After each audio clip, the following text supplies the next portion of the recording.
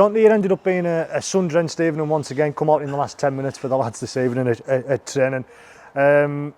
As we always do, we'll look back at the Swinton game. You've had a chance to review it, maybe not all of it. A bit of the footage was missing, unfortunately, including Neil's try, so we weren't able to bring that on our highlights, but you've had a chance to review, look back. 2 points is 2 points. Must still be very happy. Yeah, it's just how we've been playing for half a game again, but we got out on the right side this time, didn't we? Because the second half was role reversal. The first half we were very good. I thought we completed highly in the second half. We were at 90%, and we defended well. But you defend better when you're completing high, don't you? Because you're fresh. And the first half we were just in the tumble drive for a bit, and we just couldn't defend. And we were lucky. 14-6 was very lucky half-time score for us. I said Alan Gilshafted 20-0 would have been more realistic, I think.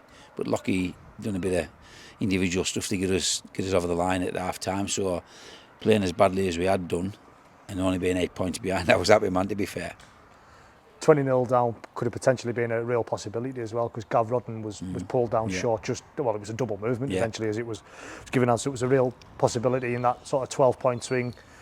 Like you say, you went into half-time only 8 points down rather than 20, and in the second half they come out, scored 16 points, only conceded the one try, able to switch it round. And you know what was said at half-time? Not a lot. Not a lot this week. Change our strategy a bit, and I'd give them 4 or 5 minutes to. I went in to let everybody quiet and just ever think about how the game's gone and think about what you've been doing, your contributions to the team's been, and I just gave them a couple of bullet points, and then that was it. It was a case of getting their heads back on how we started that second half, because as you know, the last few starts of the second half haven't been that great, and we started really well for about 25 minutes until Joey done the tip tackle, and then the set after was Hughes offloading traffic. Other than that, we were in total control up until that point, but that gave them a leg up, and they scored on the back of the 2 sets that we didn't complete. But again, our back five done really well, and we finished our yardage sets most of the time. Their tackle one was in their 20, which gave field position, and our D up that end of the field was pretty good, so I was happy. How's sort of training been this week? Obviously, still got a lot of the lone lads in, been able to bring them in. Seemed to be a session, like you say, you always seem to manage to change it up a little bit. Lads done something a little bit different just in the warm-up tonight, just to try and get the mind just freshened up. Last week was different as well, more of a carousel type training from one thing to another, so we can't get bored and mix up with skills and con and day on Tuesday. And we're doing a bit somewhat similar tonight in the warm-up, and yeah, just trying to keep it fresh, you know what I mean, but still get the right message over. And we had a look at Sheffield night on video, and like you say, they are a very good side. They're on back of 2 defeats, but they get the ball in, and they play from wherever. So we've done a bit of day this week regarding how they play, and hopefully we get a fair share of the ball and we defend correctly, and we'll give them a game, eh? Hopefully so, because obviously you missed the victory there last year. You were away on holiday with that, and I know you were listening to the radio coverage on that afternoon with myself, because I was getting a WhatsApp message sort of every 2 minutes, 3 minutes about 2 seconds, and it was sort of great to have your perspective on things during the match. But you know, it's always difficult going up against a Sheffield side. Doesn't matter what sort of form they're in. Mark Aston's always got them playing decent off the cuff rugby league. They know what they're doing. They like to go from play one, as you've just sort of mentioned. So you'll have to be on top form to try and get a result there on Sunday. Yeah, and it's sure when we played them down here, it was quite even, and we clocked off for 15 minutes, and then they blows off the park. So we've talked about concentration levels, and if we do error, we've got to defend it really well, especially against. They are probably the best footballing team in the comp. Yeah, they don't just grind teams down; they play for wins. So you know what I mean. I think they just try and score more points. Even though if we score 40, they want to score 42.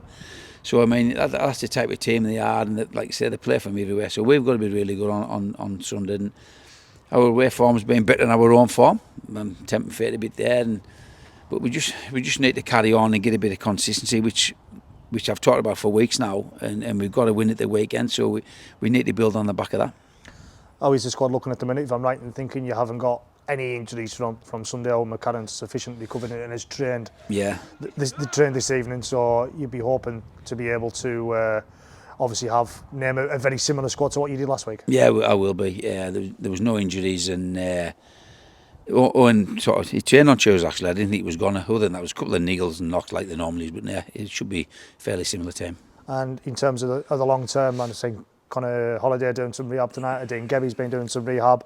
What's sort of the latest on them? Yeah, Connor's maybe starting running next week, and it should be training with us probably in a fortnight's time. And Eddie's hamstring doesn't seem to be as bad as what was first thought, so he's done a few laps tonight, to be fair, and we'll see what he's like. He's done a bit in the Jimmy Courtney rehab, and I don't think it's as bad as what the doctors and what we first thought. Our first initial thoughts on it. So hopefully we'll see them 2, 3 or 4 weeks time, I would like to think.